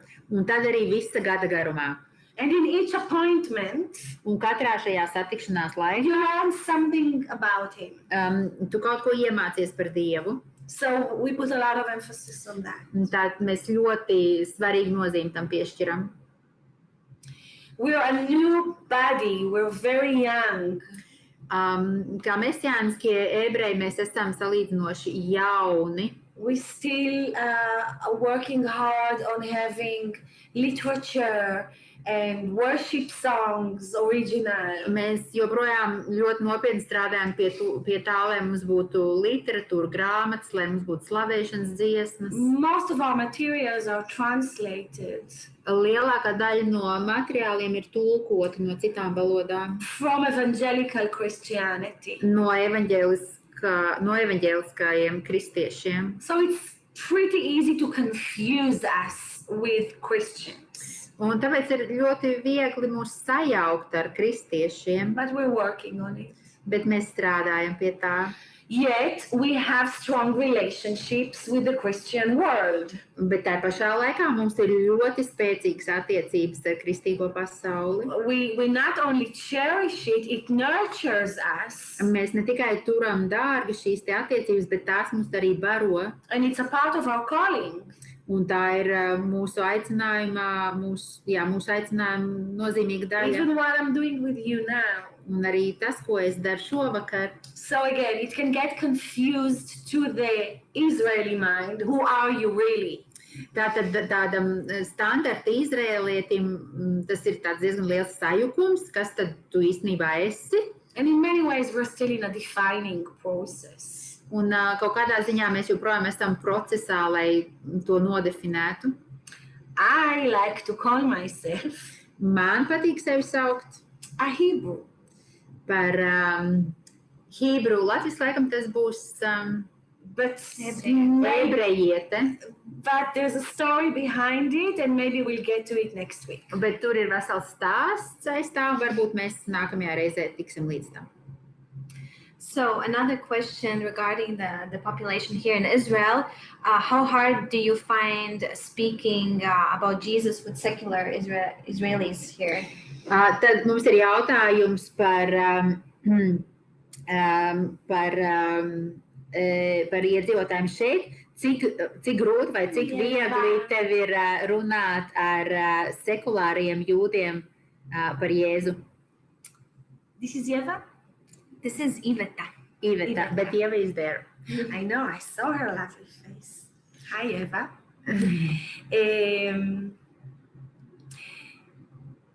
Almost impossible. That's the answer. Gandrīz neiespējami. Tā ir It is so hard. Tas ir ļoti grūti. And the fruit you see, it takes years of labor before you see fruit. Un paiet gadiem ilga darba, lai mēs redzētu šī darba augļus. And mostly you have to do it through relationship. Un lielākoties mums tas ir jādara caur attiecībām. I have in the past 2 years Pēdējo 2 gadu laikā got more and more involved es esmu vairāk un vairāk iesaistījusies with the Christian Arab community in Israel. ar arābu kristiešu kopienu Izrēlā. And I find out that it's much easier Un es esmu atklājusi, ka ir daudz vienkāršāk to let them get through to my Jewish people. Ļaut viņiem pieskarties maniem jūdu brāļiem un māsām. Because when an Arab comes to a Jew and says, I love you because your God is my God. Tāpēc, ka ja arābs pienāk pie ebreja un saka viņam, es tev mīlu, jo mans Dievs ir tavs Dievs, They immediately get their attention. Tas piesaista ebreju uzmanību. When I start talking about Yeshua, Kad es sāku runāt par Jēzu, immediately I face intimidation. Es saskaros uzreiz ar pazemojumu. I intimidate them. I threaten something in them. Es viņus tā kā pazemoju, es viņus aizvainoju.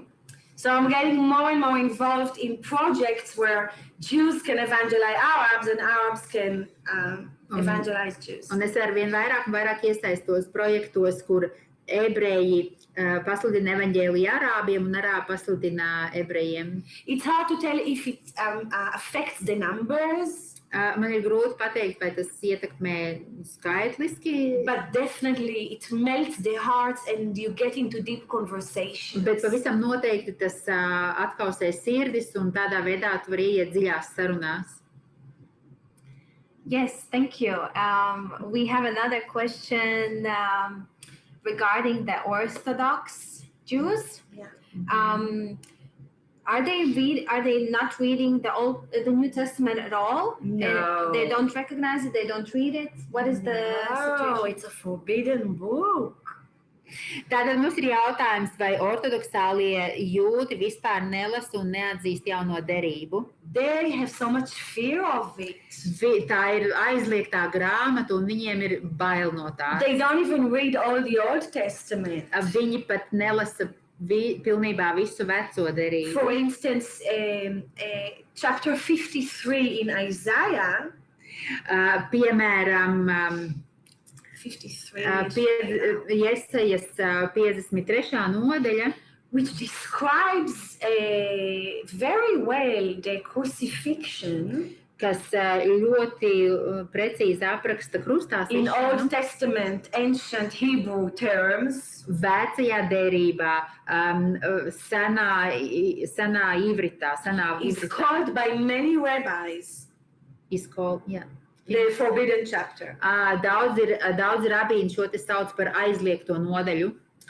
Most Orthodox Jews Lielākā daļa ortodoksālo jūdu read rabbinical writings lasa rabīniskos and the rakstus 5 books of Moses un 5 mūsu and grāmatas the book of Psalms. un psalmu grāmatu. They don't study the Bible, they study rabbinical writings, Viņi nestudē Bībeli, viņi nestudē bibliskos rakstus, which is an ocean viņi studē rabīnu rakstus, kas ir okeāns. of interpretation Dažādi interpretāciju okeāns, that has been accumulated during centuries. kas ir sakrājies gadsimtu ilgā vēsturē. It started with the Pharisees in Yeshua's days or a little prior to that. Tas sākās mazliet pirms Jēzus dienām ar farizejiem, And after Yeshua's resurrection, un pēc Jēzus augšām celšanās, and then the destruction of the temple, un tad pēc tempļa sagraušanas, the rabbis realized that God is so uninvolved with Israel. That's how they said. Rabīni saprata, ka Dievs ir tik ļoti tālu no Izraēlas, Because the main mean of worship was gone, no temple. jo templis tika sagrauts un viņiem vairs nebija, kur slavēt Dievu. And the whole life of the nation was around this temple. Un visa tautas dzīve grozījās ap templi. So they came up with a whole different system Un, than the Levitical, Aaronic, priestly system. un rabīni izveidoja pavisam citu sistēmu, levītisko, System? Levitical, Aaronical, Judy? levītisko, āronisko sistēmu. They took the authority Viņi paņēma from the hands of one tribe, Levi, viņi paņēma autoritāti no vienas cilts, levītu cilts rokām, and those who took over were people with knowledge and wisdom who could read the word. un šie, kas pārņēma šo te varu, viņi bija cilvēki ar gudrību, kas varēja lasīt Dievu vārdu, The rabbis. rabīni. And around that starts a whole battle for power and authority. Un tajā laikā sākās cīņa par varu un autoritāti. Which ended up, I'm summarizing for you, a crazy, unbelievable process. Es mēģinu tā kā īsos vārdos jums izstāstīt milzīgi lielu procesu, That took a long time kas notika ilgstošā laika periodā and ended up un beidzās in the authority in the hands of rabbis ar to, kā autoritāte, jeb vara nonāca rabīnu rokās, that took the authority from God's word and even from God. kas paņēma šo te varu, atņēma šo te varu no Dieva vārda un pat no Dieva. A lot of it has to do with opposing Yeshua and his disciples. Un daudz, kas ar to ir saistīts, ir oponēt Jēzum un viņa mācekļiem. So today, Modern Judaism, the rabbinical Judaism, Šodien modernais rabīniskais jūdeisms is not biblical Judaism. nav bibliskais jūdeisms. It's a different form. Tā ir pavisam cita jūdeisma forma. The authority does not lie in God's word. Dieva vārdam nav autoritātes. The ultimate authority Galvenā autoritāte is in the writings of rabbis. ir rabīnu rakstiem. And many times they contradict each other. Un dažreiz šie dažādu rabīnu raksti ir pretrunā viens otram. And so the prophecy of Yeshua Un Jēzus pravietojums of blind leading the blind par to, ka aklais is fulfilled. vadīs aklo, ir This piepildījies. is how deep Tas ir cik dziļi God is hidden from the nation. Dievs ir, cik ļoti Dievs ir apslēpts no tautas. Even his word lost its authority. Pat viņa vārds ir zaudējis autoritāti. Yeah, thank you. We had several questions regarding end times, and so we think this is for these questions, it would be a better time to answer them next time. I think it will help after we hear the book of Moses. Yeah. Tātad mums ir daži jautājumi par pēdējiem laikiem, bet tie iegūst tādu daudz ko no tā mēs atbildēsim jau nākamā semināra laikā. Tātad mēs šos jautājumus atbildēsim pēc nākamās sesijas. Yeah. Is that the last one that... maybe Eva, you can on it. Could you please clarify your question, maybe? She wants you to repeat about you said the rabbinical writings contains of book of Moses, Psalms, and of what? You said what rabbinical? No, that's not the rabbinical writing. That's what they study. They study the Torah. Tātad jau tie nav rabīniskie raksti. They study the book of Psalms every day. They don't study, they read it. Ko ortodoksālie jūdi lasa, tātad lasa katru dienu psalmus. They also read every week in the synagogue little portions of the prophets, but it's very eclectic.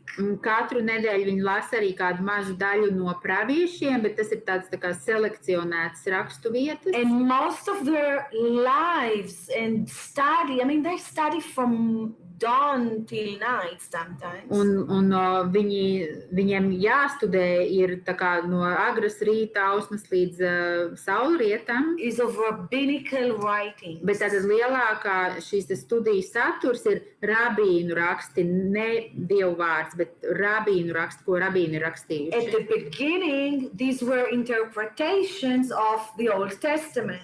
Sākotnēji tās bija vecās derības skaidrojumi. But now what you have is interpretations of the interpretations and interpretations of these. Bet šobrīd tās tie jau ir skaidrojumi un to skaidrojumi. It's a word of commentary, basically. Tas ir vienkārši veselu komentāru pasauli, ko viņi studē. Where original verses are completely taken out of context. Kur oriģinālās rakstu vietas ir, kuram nav viņām nekāda sakara ar oriģinālo kontekstu. Coming back to Isaiah 53 and it being the hidden, not the hidden, but the forbidden chapter. There's a question. 53. Oh, yes, 53. Mm-hmm. The question is, when Jesus was in the synagogue and he came in the middle and he read 53. Yes. Was it already then a forbidden, scandalous chapter? No, later. Tātad mums ir jautājums no Adīnas, kuram Orna pieminēja Jesajas 53. nodaļu, ka tā ir aizliegtā grāmata, un Adīna jautā, vai, kad Jēzus sinagogā atvēra un lasīja Jesajas grāmatu, vai tā bija kā aizliegtā mācības starp jūdiem jau tajā laikā? Until 70 AD.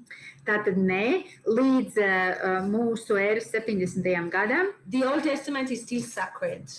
Vecā derība joprojām ir svētie raksti. And although the Pharisees are gaining more and more power, un lai arī farizēju rokās nonāk aizvien vairāk un vairāk varas, you still have the priests and Levites still have the supreme spiritual authority.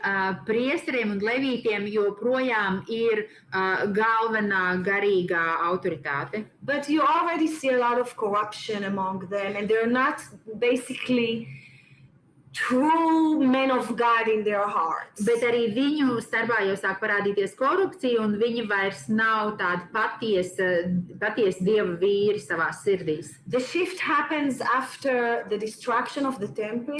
Tāds liels pagrieziens notiek tad, kad templis tiek iznīcināts. Diaspora. Tātad jūdi tiek izdzīti no Izraēlas.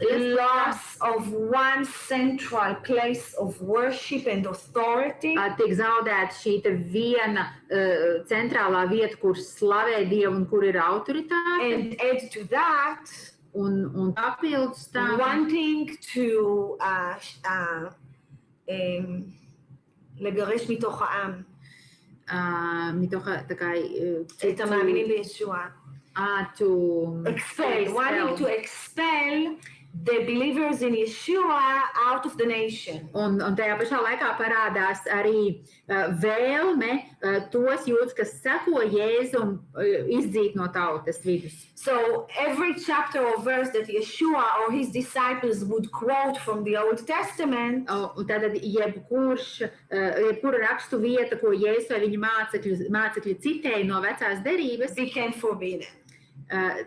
Pēc tam kļuva kā aizliegta raksturvieta. Only after Yeshua that happened. Tātad tikai pēc tam, kad Jēzus to ir citējis.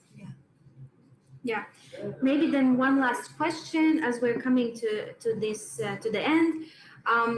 There's a question more about the recent history of Israel, modern Israel, and also actually before Israel, the Holocaust, and what more about like what is the meaning of this word, maybe in Hebrew, and therefore what is the meaning of this whole event, maybe from your perspective. Un semināru šodienas noslēgumā viens jautājums no jaunāko laiku vēstures, jautājums par holokaustu, kā jūs skaidrojat šī vārda nozīmi un līdz ar to paša notikuma nozīmi. Dana, what is it in Isaiah 6? What would be the word in Latvian that describes verse? Isaiah 6. Yeah. Tātad which 11. 6. Tātad So wait, I'll tell you the word in English, okay? Okay. Isaiah cries until when? Tātad mēs esam atpakaļ Jesajas grāmatas 6. nodaļā, kur Jesajas sauc uz Dievu, cik ilgi, un Dievs saka viņam... Until the cities are devastated. Tātad Dievs saka, tātad 11. pantā Jesaja jautā, cik ilgi, kungs, un viņš atbildēja, kamēr pilsētas stāvēs pamestas un bez iedzīvotājiem, until the cities will be empty and without the citizens, and homes will be... And the land will be utterly desolate. Yeah, and utterly desolate and empty. Anyway, it doesn't describe the Holocaust, but they use there the words that became Holocaust, Shoah. Tātad Iesajas 6. nodaļa neapraksta holokaustu, bet runā par tiem vārdiem, kas kļuva. It means desolation, destruction. Tātad ivritā holokausts ir šoā, un tas nozīmē iznīcība, pamestība. And it means a horrible disaster, a unique horrible disaster. Un tā pamatnozīme ir tāds vienreizējs, jau unikāls, briesmīgs notikums. Šausmas. But is that what the question was about? The literal meaning of the word? Vai jautājums bija par šī te vārda burtisko nozīmi? Jā, tā mēs to sapratām. Okay, as it was going, and especially after, tātad holokausta laikā, bet jo īpaši pēc holokausta. The leaders of the nation wanted a unique word that describes this genocide, but it's a genocide. Līderi šim te genocīdam, kas tas ir pēc būtības, gribēja iedot īpašu vārdu, īpašu jēdzienu. So they found this term in the Bible. Un viņi atrada šo te jēdzienu Bībelē. But in the Bible, it was used for different forms of destruction. Bet Bībelē viņš tika lietots, lai aprakstītu citas formas iznīcību. Yeah. Thank you, Orna. Thank you, Dana, for translation. You're Good job, most Rebecca welcome. and Dana. Yes, tātad ar šo mēs arī, kā saka, noslēdzam šo pirmo semināru. With this, we are concluding the first part of this cycle of seminars. Jā. Jā, paldies jums visiem. Mēs, kā jau mēs teicām sākumā, es domāju, ka jums ir ļoti daudz vielas pārdomām. Ja rodas jautājumi, jūs esat aicināti vēl pārdomāt šo te visu sūtīt jautājumus, un tad mēs redzēsim, kā mēs varam arī šīs te atbildes ietvert varbūt nākamajā sesijā, bet es domāju, ka nākamā sesija jums arī būs ļoti, ļoti interesanti, un es aicinu visus pievienoties.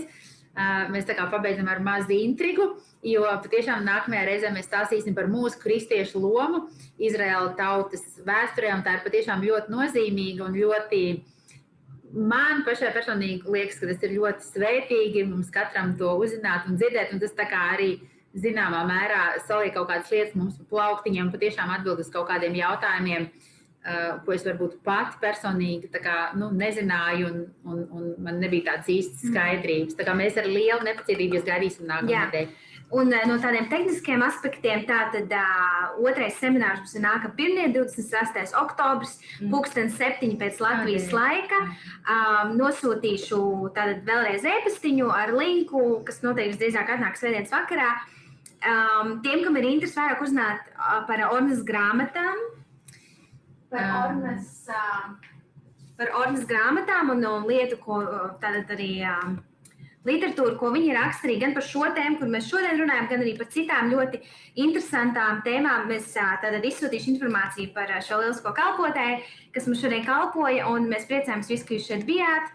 Sazinamies, jums ir mūsu e-pastiņš, un jā, liels paldies jums. Mums ir jautājums par to, vai video jums būs redzams arī YouTube pēc kāda laika. Tātad mēs ierakstījām, un mēs centīsimies, tehniski, mēs ceram, ka tehniski viss notika un notiks kā paredzēts, lai mēs varētu šo te video publicēt YouTube. Ornai ir konts YouTube, mēs izsūtīsim šo te informāciju, kad tas būs pieejams, mums ir jūsu e-pasts, tā kā to visu mēs jums darīsim zinām. Paldies, jūs visi mums sūt par sveicieniem, Dievu mieru, peace of God, and it was very nice, love you. Paldies jums, mīļie, arī mēs ļoti priecājamies, mūsu sirdis tiešām, liekas, iesilda un iepriecina, jo mums ir Rebeka tas tāds pilotprojekts, un mēs paši esam ļoti aizrāvušās, un jā, paldies jums, un ja ir kādi jautājumi vēl palikuši, droši rakstiet e-pastā un centīsimies atrisināt, atbildēt nākamajā reizē. Tā kā gaidām pirmdien jūs visus 26. oktobrs 7:00. Jā, paldies jums. Tā.